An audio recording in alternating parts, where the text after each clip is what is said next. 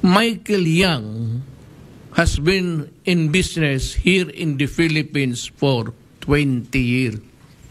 Nag-umpisa yan dito sa Davao. Pumunta sa akin yan, I remember distinctly, kasi break yun ng command conference. Seated beside me was the officers of the Police Department of Davao City, pati si Isidro La Peña, who is now the Secretary of TESDA. Yan, pumasok yan doon kasama si Sammy Oy, isang kaibigan ko, border yan, family friend, border yan sa amin noon ng eskwela pa. Hindi yan sabihin mo in check na kinukunan ko ng pera. You disabuse your mind. Yan lang ang pagtaka ninyo. Yan ang problema ninyo because you are, lalo na siguro doon. He is afflicted with xenophobia. Galit yan sa in check, ewan ko. Amerikano kasi.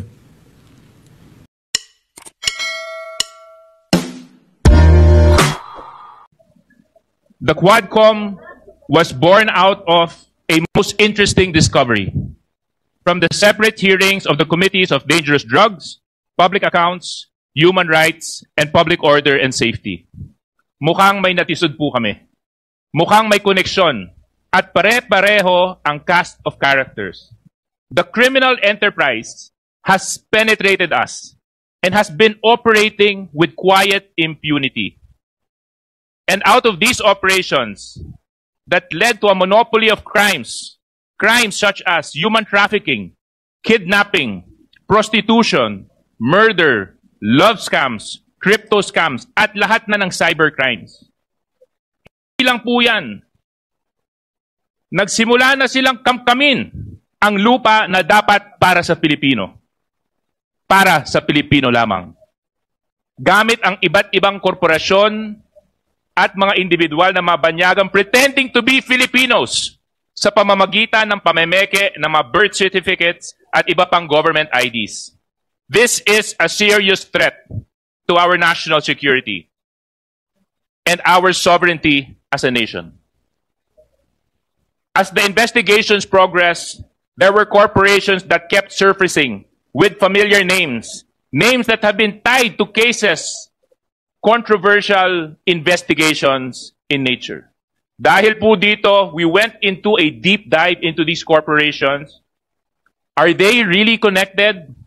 Using open sources, documents from SEC, at mga records na naisumite sa iba't ibang committee na bumubuo ng Quadcom, we discovered a pattern, a partnership, an alignment. Nung nakita po namin ang pattern, sinundan po namin ito pataas. Ang mga korporasyon na ito stripped it of its layers to get to the top and through it all. And we have discovered and identified at least two main actors or players in the issue of drugs, illegal activities associated with POGOs. At ang dalawang aktor na ito, ipinakikilala ko po sa inyo si Michael Yang at si Alan Lim. Marami nang naisulat at nire-report at naging usap-usapan tungkol kay Michael Yang. Michael Yang has been linked to various controversies in the past. This includes, among others, his alleged involvement in the importation and proliferation of drugs into our country. Nadawit din po ang pangalan niya sa Pharmally. Si Michael Yang din po ay ang former economic advisor appointed by the former President Rodrigo Roa Duterte. Then, there is Wei Zhonglin, aka Alan Lim. Kagaya po ni Michael, he is no stranger to articles written about and other controversies. According to reports, Alan Lim and Michael Yang are business partners in the drug trade. Sila po ay tahasang pinangalanan ni Colonel Asierto as being so. At sa kanya din po ang isa sa mga naunang pogo sa ating bansa. In studying these individuals, napansin po natin that they use the same set of people and build multiple layers for their corporations. Layering, pero Nabuko natin dahil sa pattern ng kanilang nominees. Para po madali natin maintindihan ang presentation, pag nakita po natin ang kulay blue, ito po ay umuugnay kay Kyang. At ang kulay pula naman po, yan naman po ay konektado kay Alan Lim. Next slide, please. Ang paulit-ulit na tao na associated kay Michael Yang ay ang mga sumusunod. Jason Uson, Gerald Cruz, Yukin Zeng. Kung atin pong matatandaan, hindi bago ang pangalan na Jason Uson at Gerald Cruz. Dahil nadawit na po ito ang mga pangalan nila sa investigasyon ng Parmali. Ayon sa mga nakita naming sources at documents, ang mga personality na ito ay lahat based in Davao. This is significant considering the connections of Michael Yang in Davao City, where he owns a very interesting property. At syempre, hindi natin pwede kalimutan ang mga kapatid ni Michael Yang. Recently po, lumutang ang panganay na si Yang Jianjin, also known as Tony Yang or Antonio Maestrado Lim. Welcome to the House of Representatives.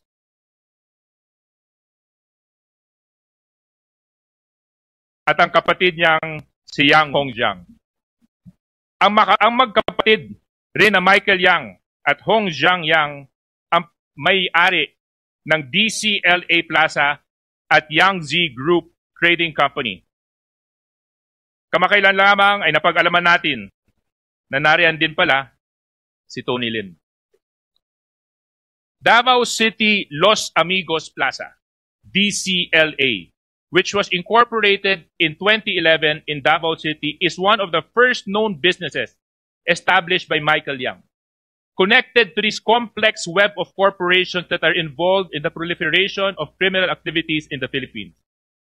Sa affidavit na isinumite ni Arturo Lascanya sa ICC, base sa mga reports, ay itong DCLA Plaza ay ginagamit lamang bilang front ni Michael Yang to conduct his illegal activities. Dito daw, labas-pasok ang mga drug couriers. Ang Yang Z Group Trading Company naman po ay isang korporasyon din na pagmamayari ni Hong Yang at Michael Yang na sangkot sa mga illegal importation ng mga iba't ibang mga goods. Puntahan naman natin si Yang Jianjin o si Antonio Maestrado Lim. Si Tony Yang is the eldest brother among the Yang brothers.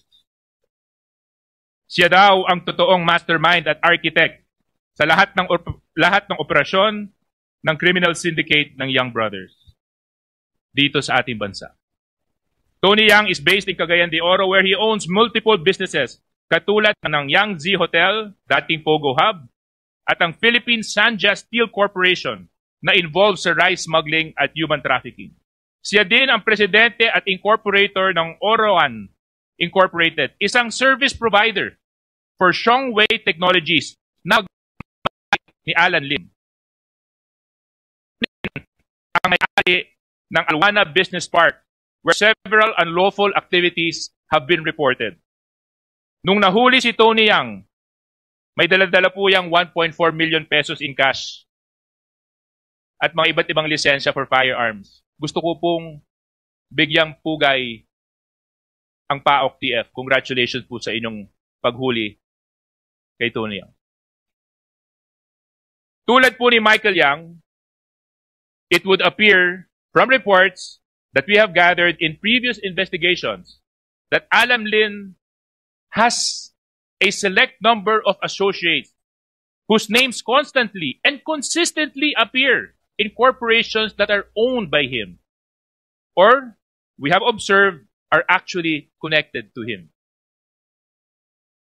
The most obvious figure in this network of companies of Alan Lim has built is his wife, Rose Nono Lin.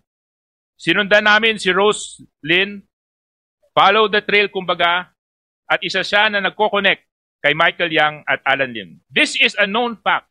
At makikita po natin mamaya that Rose Nono Lin is an incorporator of at least 8 companies where Michael Yang is involved in, such as Piley Estate Group, formerly known as Piley Holdings, Philippine Full Wind Group of Companies.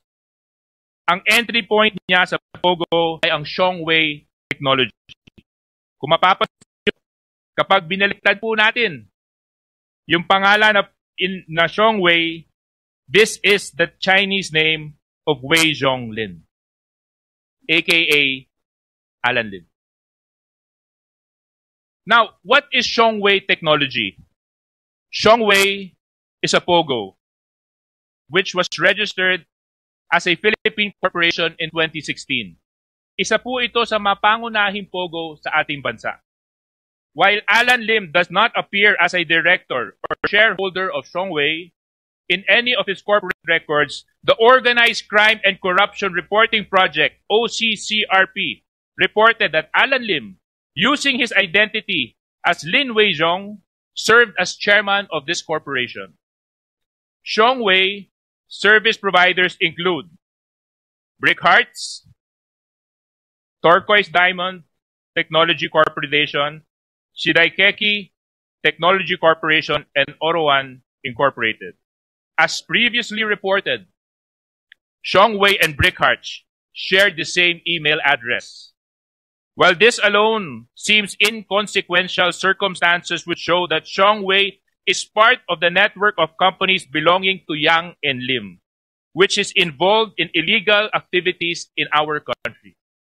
In fact, it has been reported that Shongwei was involved in 5 of the 7 kidnapping cases reported by Colonel Rodolfo Castil Jr., the Philippine National Police Anti-Kidnapping Group.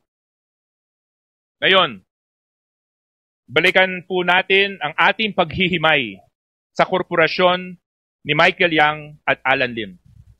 Here we can see that Michael Yang has several persons which consistently appear as shareholders in his companies, such as DCLA Plaza and Yang Z Trading Company. These persons are Jason Uson and Yung Kin Zheng.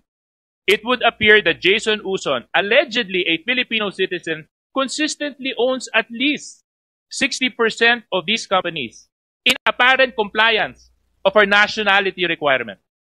On the other hand, Alan Lim, Rose Nonolin, a Filipino citizen, identified to be his wife, consistently appears as a shareholder in his companies. In XRL Holdings, Rose Nonolin is 60% owner, again, in compliance with our nationality requirement. Several companies, Piley Holdings Corporation and Piley Estate Group Corporation, appear to be 50% owned by the Michael Yang Group and the Alan Lim Group, respectively. The same individuals, Jason Uson, Yung Kin Zheng, are shareholders of these corporations together with Michael Yang. Meanwhile, Rose Nonolin, Alan Lim are shareholders from the Alan Lim side. Silipin naman po natin itong Piley Estate Corporation. Ano ang Piley Estate Group? Ang Piley Estate ang nagtayo ng Clark Majestic World, a mixed-use real estate development.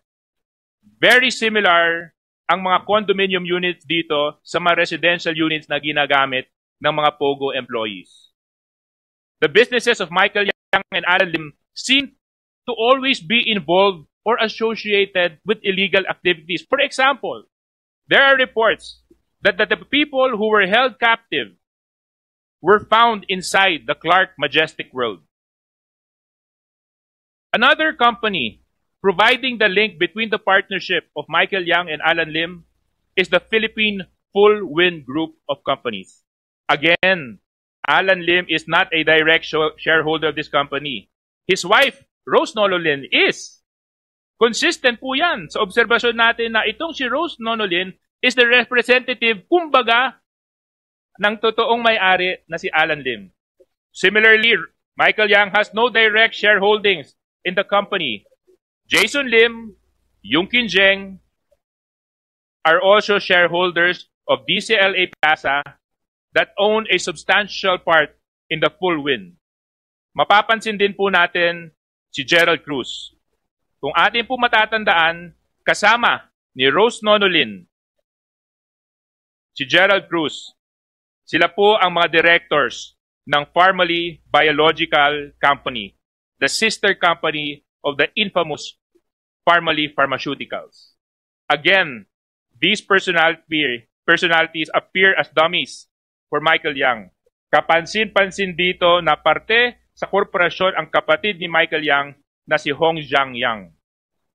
Tignan naman po natin ang karakter nitong si Hong Zhang Yang. Sino naman si Hong Zhang Yang? Ayon sa mga report, kapatid po siya ni Michael Yang. He was also identified as the manager of DCLA store of Michael Yang in Davao City. Napaka-interesting po na pumasok ang pangalan ni Hong Zhang Yang sa Qualified Trafficking Investigation in Bamban, Pogo controversy. Bakit? It was reported that Hong Zhang Yang's accounts were linked to the transactions amounting to 3.2 billion pesos, which were allegedly used to finance Hong Sheng, the same Pogo which was raided in Tarlac and linked to Alice Guo's Baofu Land Development Incorporated. Sa madaling sabi, ka-joint account po ni Hong Zhang Yang, si Zheng Yu, na incorporator naman ng Hong Sheng Gaming Technology. Flashback muna tayo at balikan po natin si Michael Yang na lumutang doon sa Pharmaly Senate hearing and investigation. It was established during the Senate hearings 3 years ago na itong si Michael Yang ang financier ng Pharmaly when it was involved in the procurement of face masks and PPEs. Medyo iba na ito kasi ang pinagkakakitaan niya ay hindi drugs, hindi pogo, kung hindi sa panahon ng pandemya na maraming Pilipino ang napaluhod at pinahirapan ng COVID-19, pinagkakitaan po ang kalagayan ng mamamayang Pilipino. Nakikita po natin sa slide na ito na parehas po ang modus na ginagamit ni Michael Yang at saka ni Alan Lim. Michael Yang Group using Gerald Cruz, Alan Lim Group using his wife, Rose Nonolin. Gana naman po natin ang Pogo. Usisain po natin ang Xiongwei. Xiongwei is the licensed Pogo of Alan Lim. Isa sa kanyang service providers ay itong Brickhearts Technology. Brickhearts, kung susundan natin ang pattern, appears to be owned by the tandem of Michael Yang and Alan Lim. And some individuals who were still investigating, but coincidentally, nung tininan po namin kung saan po sila nakatira, lahat po sila mukhang nakatira sa Davao. At sino naman ang Brickhearts? Ayon sa publicly available sources, makikita natin na noong 2022, Brickhearts was involved in a kidnapping incident. It was found that a woman was kidnapped in Pasay, brought to a Pogo dorm in Cavite, where she was sold off to a Chinese national. Binenta ang isang Pilipina sa isang Chinese national. Pagkatapos nito, siya po ay binugbog. Dinala sa isang Pogo dorm in Shuangma Industrial Park in Cavite. Shuangma is run by Brickhearts Technology. A similar kidnapping incident of a Chinese national was also reported here. Interestingly, Brickhearts has the same address of Xiongwei Technologies, which is owned by Alan Lim. Di ba kabit-kabit na? Corporate documents of Brickhearts were also found in the Pogo raid in Bamban, Tarlac. So makikita natin na habang itong Brickhearts na based in Cavite, bakit ang papel nito ay matatagpuan at nahanap sa Banban? Naglakad kaya ito? O sumakay ng isang small boat papunta sa Banban? Let's dig deeper dito sa mga Pogo. Yan po ay ilan sa mga service providers of the Pogo of Alan Lim. Ito si Michael Yang, kasama negosyante. Ito ang uban ang karamihan nito pumasok sa bidding sa lahat ng negosyo dito sa Pilipinas. Akala ko ba we are inviting investors. That's why I went to China several times to ask them to help us. Investments, yung pera nila, ibuhos mo nila dito para magkaroon tayo. Now, kung kulang, kung wala, well, yung bridge dyan sa Pantaleon Alvarez ba yan? Yan, libre yan, gratis. Ito yung mga Chinese na nandoon yan, kung nandoon si Xi Jinping. Itong Michael Yang na ito, kasama palagi kung makipagkita sa akin si Ambassador, yung the previous one. Si Zhao, yung na-transfer ngayon sa Indonesia. O di tawagin natin. Kaya bakit ako magduda? Bakit ako magsabi na drug lord siya? Si Zhao, pag nagpunta ng Davao, doon natutulog sa bahay niya. Si Zhao, alam mo, Zhao is a kernel of the PLA. Doble yan sila, military pati. Dito, mag-retire ka o mag-resign ka doon. Magaguhin mo kaya yan, magpayag kaya yan.